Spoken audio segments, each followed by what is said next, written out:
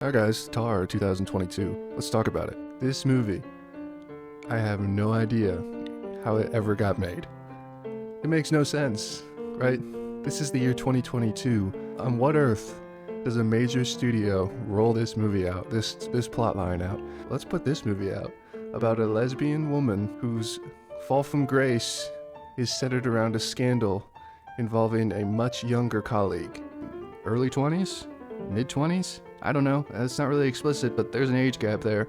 It's like she's a modern-day Leonardo DiCaprio. She is a leader of a immense, world-renowned institution, and she is using her power as head of that institution to manipulate outcomes at the whims of her sexual desire. If that's not a scandalous movie for 2022, I don't know what is. I don't know if C-suite over in Hollywood just didn't read this script. I could see that happening nowadays. Our elites, our upper management just are like, maybe, oh, Kate Blanchett wants to do a movie? Great. She signed up for it? What's it about? It's about classical music? Okay, cool. And she's a lesbian? Hey, I'm in. Just didn't read from that point onward. That's the only thing that makes sense. Remember 2018? The Me Too movement? We were going around just like completely hatching people down from their positions of power, correctly so. Correctly so. You shouldn't be able to be a predator and make hiring and firing decisions based on the whims of your sexual desire. I figured after watching this movie, even though it got decent reviews, I'm thinking to myself, oh wow, the critics are going to hate this. They're going to hate this. The critics are the people who wrote about the Me Too movement a couple years ago. They're going to see right through this. They're going to say this is regressive. They're going to say this is a hit piece. Of course, the lesbian conductor who's a woman is going to... Of course, you would write a story where she's the one instance where this is in place. She's just like the men that we tore down so many years ago. But astonishingly, they seem to love it. They like this movie. Here's in the New York Magazine listed this movie alongside Citizen Kane, Sunset Boulevard, Dr. Strangelove, Butch Cassidy and the Sundance Kid, Taxi Driver, Pulp Fiction, yada yada yada, as on the list of best movies that lost Best Picture at the Oscars. This was universally loved by the higher-end critics, and it doesn't really make sense to me. I almost get the impression that the woman as a predator narrative kind of got lost behind different aspects of this storyline. The critics seem to kind of glean onto, well, this is just a tortured artist story. And there is an element of that to this movie. She is a tortured artist, but it kind of loses some water because she's really not that impressive of an artist. Lydia Tarr isn't that talented. She's not. They make it quite explicit. When she's trying to compose different pieces, she puts a string of 3 notes together, she kind of looks up and nothing's there. Nothing's there. This isn't a genius composer. This is a good conductor. But there's plenty of good conductors out there. They highlight some of them throughout the film. Her guest conductor seems like an alright guy. He definitely wouldn't be a predator. I can't say definitely, but he most likely isn't a predator asshole like Lydia Tarr is either. The conductor at the end of the scene where she kicks the shit out of. Which, by the way, dude, stay on your feet. That was embarrassing. You got the shit kicked out of you by Lydia Tarr. You can fight back a little bit. Put your hands up. Don't fall to the ground and just shrivel up. That was embarrassing. But he seems like an alright guy other than that. He can probably interpret what Mahler was trying to say. It's been interpreted thousands and thousands of times now. So, you can't really miss the mark that much. He could probably do the job without being a predator asshole. He can probably at least allow the institution to properly find the cellist that's going to be the next soloist based on a scoring system that was put into place. He's going to allow that to work out, not manipulate it because he wants to have sex with the cellist.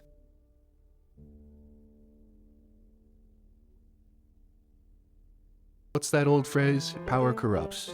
And it can happen to anybody. And with great power comes great responsibility. And Lydia Tarr is an embarrassment to the Berlin Philharmonic. Everyone kind of knows that it's going on, by the way, throughout the entire movie. She's a tyrant, you can tell. Her assistant knows and kind of slowly starts leaking out that this woman is bloviating, overrated, way too high on herself. Not that impressive of a human being, but for some reason she's ahead of the Berlin Philharmonic. Hey, I get it happens, right? That is how the world works sometimes. The most grandiose person in the room ends up leading the room. It's one of our greatest downfalls. Well, the first scene in general, we start with her on a stage being interviewed by, I think, the New Yorker, and they're asking her ridiculous questions about, like, what's your take on translation? As if that can just be answered and put onto the page or whatever in a 40-second sound clip. But she tries her best, but it just comes off as mostly, in the beginning, right? You give her a grain of salt, but there's still just an underlying, right from the get-go, I think Todd Field is saying, hey, this person is kind of a buffoon. And the classical industry, as I've come to know it, I'm more of just an outside fan dipping the toe in. I think it's very capable of people falling into that trap of being more high and mighty on their intellectual capabilities rather than their playing abilities. Philosophical debates of, ooh, this person said this, ooh, this composer said that being able to hear things makes you intelligent. You fall into this very high and heady intellectual debate sphere rather than just the work. But we're still giving Lydia the benefit of the doubt as she moves into her performance of Mahler. Hey, she's got a lot of power in this life. She's giving guest lectures at some university where she dresses down some poor gay dude for not listening to Bach. Whatever. Kind of acting like a man, which is another aspect of this movie that is quite explicit and again, quite fascinating. I think Cate Blanchett plays it quite well. Her Lydia Tarr is masculine to an extent, and I think that's a layer to what Todd Field is definitely trying to portray in this. The human condition is quite complicated, and people, regardless of gender, regardless of who they like having sex with, can be prone to power and how it corrupts the mind and how it gets you on your high horse. And from this high horse, Lydia starts to fall. Even though this movie is a 2.5 hour runtime, we get right into it, right? Lydia's up to no good. And we're getting these hints of who is this mystery woman that keeps on emailing and seems to be frantic and seems to be, oh, I need help, I'm sending vague messages, I want to off myself, yada, yada, yada. And Lydia's just kind of like, well, I got Mahler to write, I got Mahler to interpret. These are my special skills.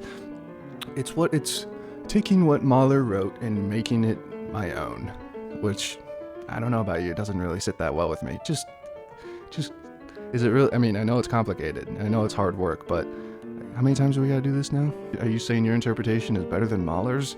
There's just these weird dynamics where Lydia Tarr is in outer space. And when somebody is in outer space, they tend to think that they can get away with murder. And, well, meet Lydia Tarr.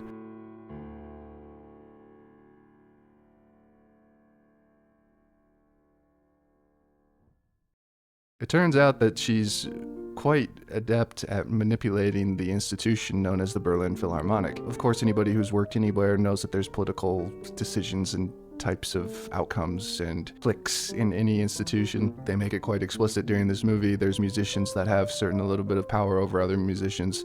I'm sure there's some musicians that just shut the fuck up and don't say anything. They're just there to get a paycheck so they can afford to live.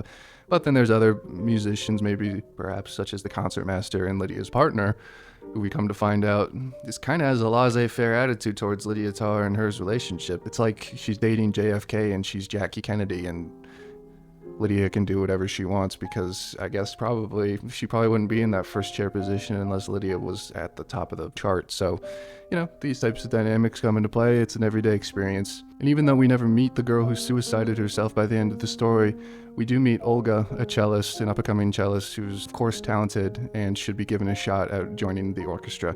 But Lydia, from the get-go, well, she likes him young. I don't know how old Lydia is. I should look that up. I'll put it on the screen. She strikes me as someone probably in her 40s, maybe even early 50s. But she likes the look of this Olga chick, and from there, the wheels in her brain, it's almost like she's acting on impulse. Hey, maybe this isn't the time when I'm dealing with a Mahler symphony that needs to go well because it's the last piece of Mahler that I'm interpreting for the world. God bless you all. You're welcome. Maybe I shouldn't do this because I have a little daughter who seems to be going through some troubles at school with a bully.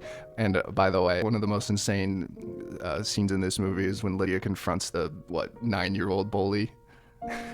It's not clear. Maybe she spoke to her parents previously, but maybe I'd start with bullying someone your own size, Lydia, not a 9-year-old kid. Maybe you shouldn't do this right now because the institution kind of seems to be flailing around, and you have this scandal going on in the background which is ready to explode. There's a girl who just is on the verge of suicide and she's been sending you messages. Maybe tone down the whole time for the next victim. But I guess in many ways this relationship, this reality of Lydia's life falling apart in real time does lend credence to the fact that, yeah, this is what a predator would do in this type of situation.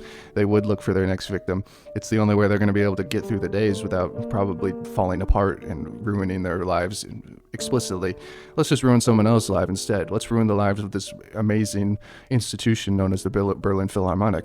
These are what predators like Lydia and psychos in general, how they deal with stress. So she's on fire now. She's manipulating what performance is being done. We're going to do Elgar's cello concerto, and our lead cellist, oh, you can't do it because you're just too busy with the other things. You cannot, hey, right?